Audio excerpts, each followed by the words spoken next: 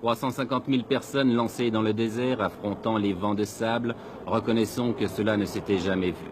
En deçà des considérations politiques qu'elle peut inspirer, la Marche verte offre le spectacle hallucinant d'une nation jetée dans l'aventure. Folie ou coup de bluff, impérialisme ou nationalisme, je l'ignore. Mais regardez ces images.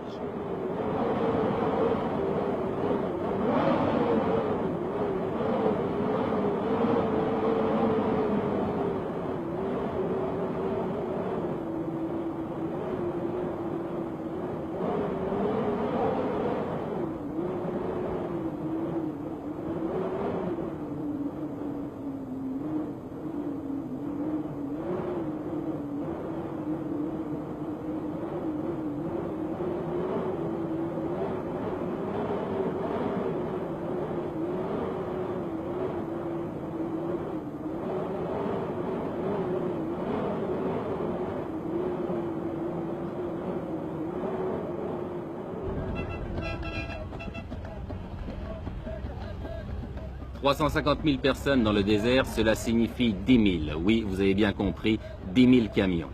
En une journée, ce sont 5 convois comme celui-ci que nous avons rencontré sur la route. Par mesure de sécurité et pour éviter un trop grand désordre, tous les arrêts s'effectuent en dehors des localités.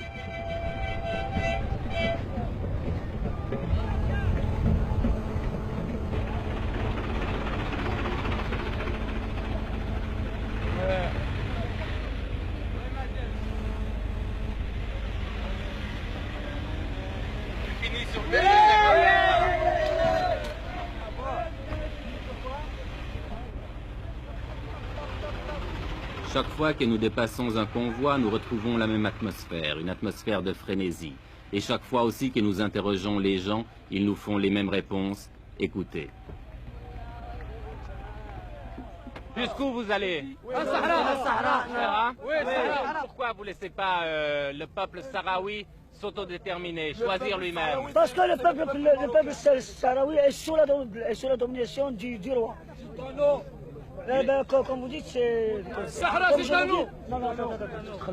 Pour être juste, les Sahara nous ont... Et les Sahraouis, ce sont des Marocains pour vous? Oui, c'est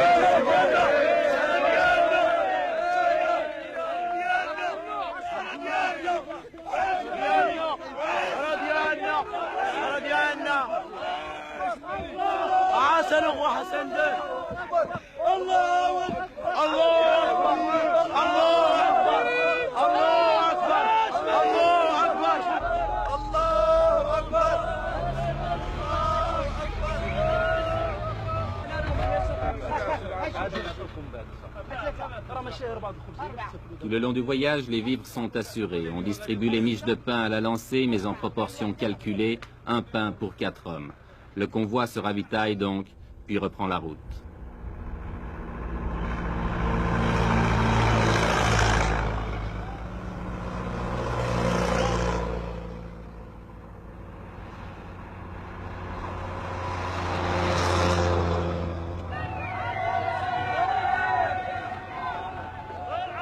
Oui, tout le Maroc vit à l'heure de la Marche verte. Oui, c'est devenu une épopée nationale. Chaque traversée de ville en témoigne.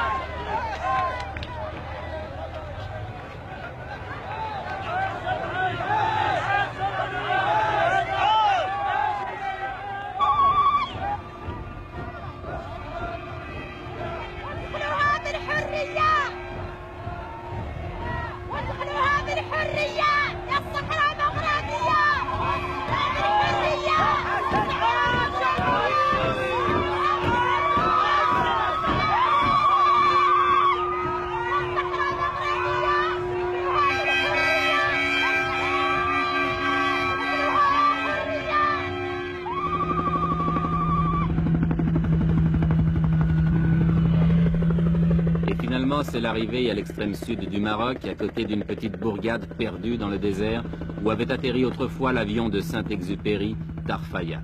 Tarfaya qui est maintenant devenu un gigantesque camp, dernière étape de la Marche verte avant la traversée de la frontière qui délimite le Sahara espagnol.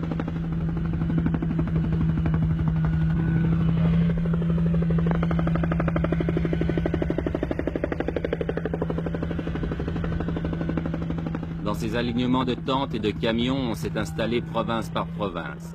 Et l'ambiance de ce campement le fait ressembler à un Woodstock du désert.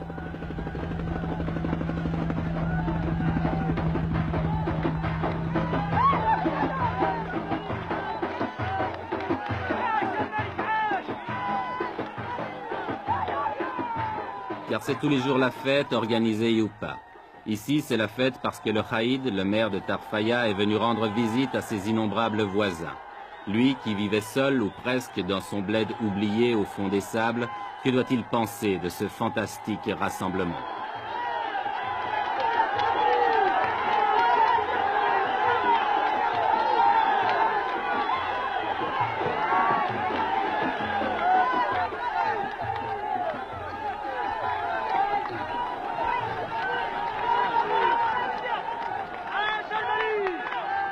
Avec une prodigieuse capacité d'adaptation, la foule s'est installée rapidement.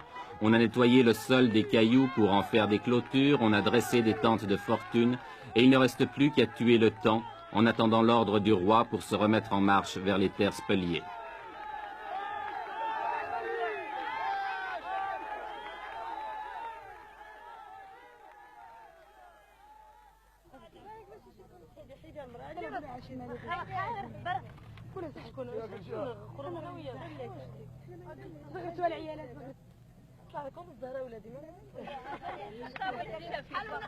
Les vivres sont distribués par les organisateurs, mais comme on n'est jamais si bien servi que par soi-même, on s'est mis à faire la cuisine, à frire les beignets, à faire bouillir le thé de menthe ou même à cuire le pain.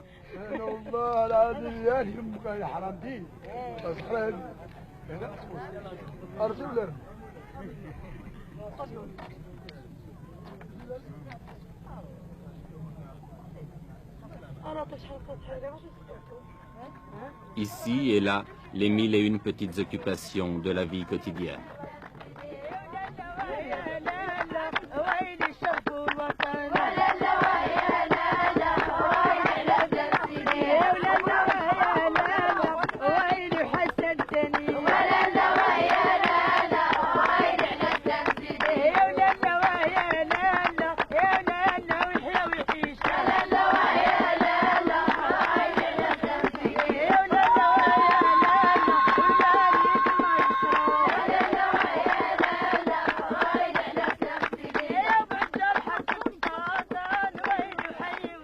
On danse, tandis qu'à quelques kilomètres de là, on se prépare peut-être à la guerre.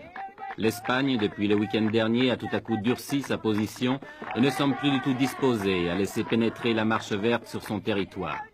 Que va-t-il se passer? Mais qui se pose ici ce genre de questions?